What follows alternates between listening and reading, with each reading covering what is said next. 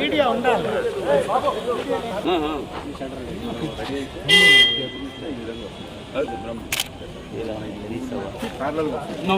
అంటే అప్పుడు మనకు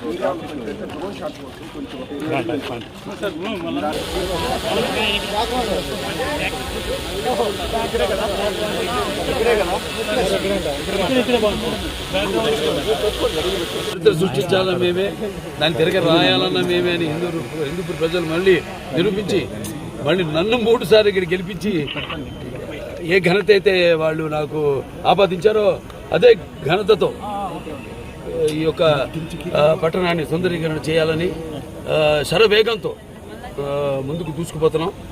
ముఖ్యంగా ఇక్కడ ప్రజలందరికీ వ్యాపారవేత్తలకు మిగతా వృత్తుల్లో ఉన్న వారందరికీ కూడా దీంట్లో భాగం పంచుకుంటున్నందుకు వారందరికీ నా కృతజ్ఞతలు తెలియజేసుకుంటున్నాను.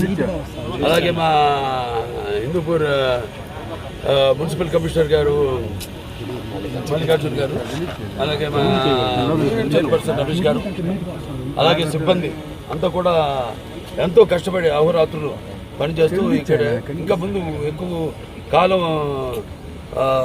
ఎక్కువ టైం తీసుకోకుండా ఇక్కడ ప్రజలకు త్వరగతిలో ఇవన్నీ పూర్తి చేయాలి ఇక్కడ పనులన్నీ అని వాడు శరవేగంగా అందరూ గన్నులో ఒత్తులు పెట్టుకుని పనిచేస్తున్నారు. వాళ్ళందరూ కూడా నా అభినందనలు తెలియజేసుకుంటున్నాను. ఈ రోడ్లు కావచ్చు, లేకపోతే సెంట్రల్ లైటింగ్ సిస్టమ్ కావచ్చు, డ్రైన్స్ కావచ్చు, అలాగే మిగతా అన్ని వసతులు మొత్తం అన్నీ కలిగించడానికి కరెంటు పనులు శరవేగంగా జరుగుతున్నాయి. ముందుగానే కొంచెం ఈ ఎర్త్ పనులన్నీ కూడా మొదలు పెట్టడం జరిగింది. తర్వాత ఆర్ఎంసీ రావడం, దాంతో ఇంకా శరవేగంగా పనులన్నీ పూర్తి చేయడం జరుగుతుంది. అలాగే ఎర్త్ వర్క్ అన్నీ జరుగుతున్నాయి. విస్తరణ పనులతో పాటు అలాగే ఇక్కడ ఏదైతే ఎక్స్టెండ్ అంటే సివరేజ్ ట్రీట్మెంట్ ప్లాంట్ అది కూడా త్వరగా స్టార్ట్ చేయడం జరుగుతుంది. అది శాంక్షన్ అడ్మినిస్ట్రేషన్ శాంక్షన్ ఫైనాన్స్ త్వరగా వస్తుంది. సివరేజ్ ట్రీట్మెంట్ ప్లాంట్ దాని ఏంటంటే ఏదైతే కొట్టూరులో ఈ మురికి నీళ్ళు కలవడం, లేకపోతే అటు శ్రీకఠపురం అయితేనేమి, లేకపోతే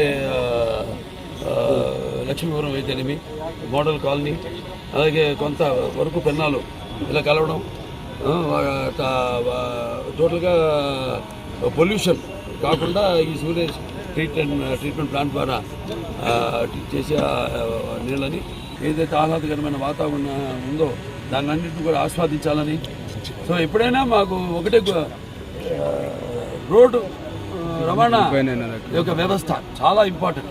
రూపురేఖలు మొత్తం హిందూపూర్ రూపురేఖలు మార్చి ముఖ్యంగా చెప్పినట్టు ఇక్కడ ప్రజలు వాళ్ళంతా సహాయ సహకారాలు, వాళ్ళ ఓపిక, మంచి భవిష్యత్తు ఉంది మన హిందూపూర్కి.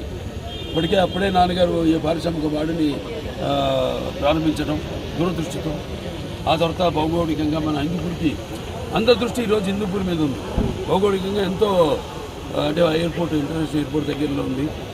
సో ఇలా పారిశ్రామిక వాడ ఇన్సెంటివ్స్